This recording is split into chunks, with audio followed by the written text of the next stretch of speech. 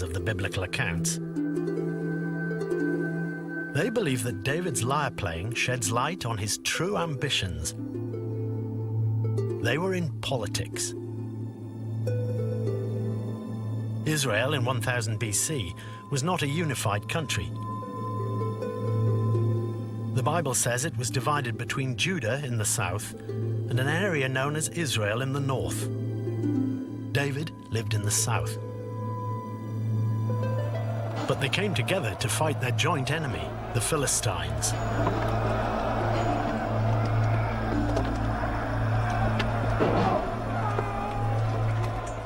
Israel had chosen a king who led these ongoing battles. The Bible calls him Saul. He was known as a great warrior who suffered from dark moods. David was brought to court to play for him.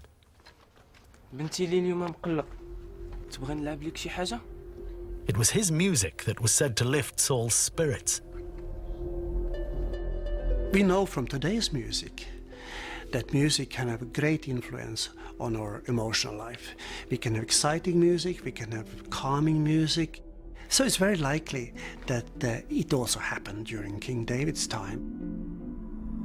But what the Bible doesn't say is that David's music brought him huge political benefits. In the biblical story, David's musical skills get him to the court, and his musical skills are specifically medicinal. They exorcise Saul's demons. They cure Saul of whatever is possessing him. This gives David enormous leverage at the court because he is indispensable to the king.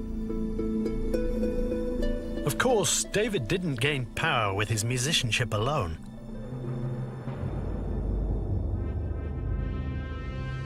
The shepherd boy was becoming a man. The battle with Goliath turned him into a hero.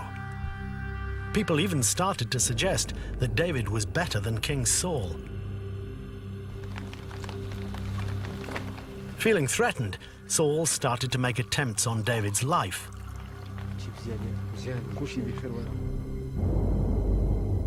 So, the Bible says, David fled to the far south of Israel, then known as Judah. At this point, the Bible portrays David as the victim of Saul's paranoia. But modern research suggests that he used his exile for political purposes. The Bible has it that Saul chased David from the court in a jealous rage. The reality has to be that he was in the south organizing a group of brigands, irregular forces, to build his power base. He was there to accumulate money, power, influence. The most powerful man in Judah at the time was a clan chief called Nabal. And yet, within only a short time, David had become undisputed ruler. The Bible insists that David did nothing to instigate his own rise to power.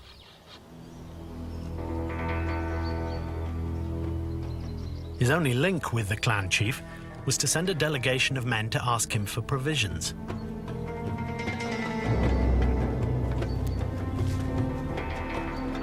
Nabal apparently refused. When the men returned empty-handed, an enraged David threatened to kill Nabal. But before he could act, the Bible says that Nabal was struck down by God. David replaced him as the most important man in Judah. Scholars believe that the biblical account is all too convenient. It's hard not to suspect in reading that story that David may have been involved somehow in getting rid of Nabal simply because he had so much to gain, and in fact did gain so much from Nabal being out of the way. It's a pattern which becomes increasingly familiar as David's career progresses. There's going to be a series of deaths of important characters, a trail of bodies, as it were, on David's road to the throne. And in each case, David is the primary beneficiary. If you look at the biblical text carefully, you can see that David in reality was not the David the tradition had developed. He wasn't the David of Michelangelo. He was a real human being in a rough racket in a rough neighborhood. He had to fight his way to power. In the Bible, David does win power. He replaces Saul as king of Israel after Saul meets a tragic death on the battlefield.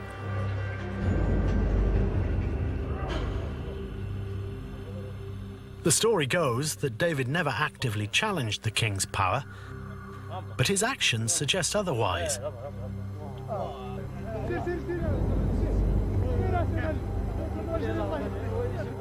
In a surprising move, David goes to work for the sworn enemies of King Saul, the Philistines.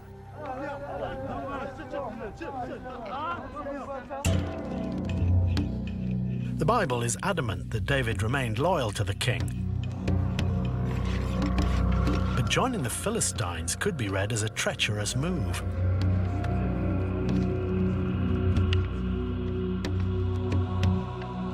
David's alliance with the Philistines opened a new front against Saul.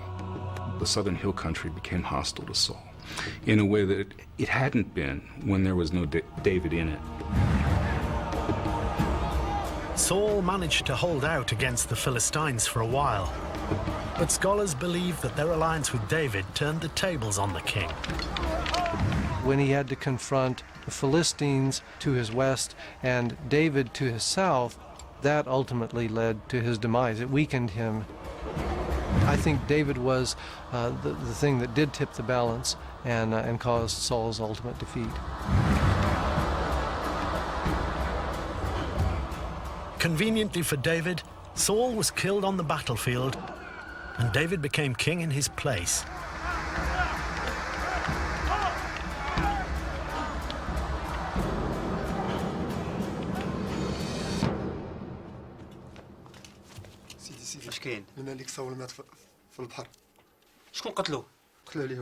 Suspiciously, the Bible insists that David played no part in Saul's death. It says David was so distraught at the news that he composed a lament in the king's memory. But experts are skeptical at just how genuine David's grief really was. David laments Saul's death, but David laments the deaths of all his enemies. Maybe he really composed that poem, but if he did compose it, he must have been laughing all the way to the bank because he was the one who stood to pick up the pieces. The Bible's statements of David's innocence are so frequent, many scholars now believe they may instead point to David's guilt. Over and over and over again, the author seems to emphasize that David had nothing to do with Saul's death. David is far away from Saul when Saul dies. Why all this emphasis on David not having anything to do with Saul's death, unless perhaps the truth of the matter was that he was involved in some way? The Bible claims that David did not commit a whole series of murders.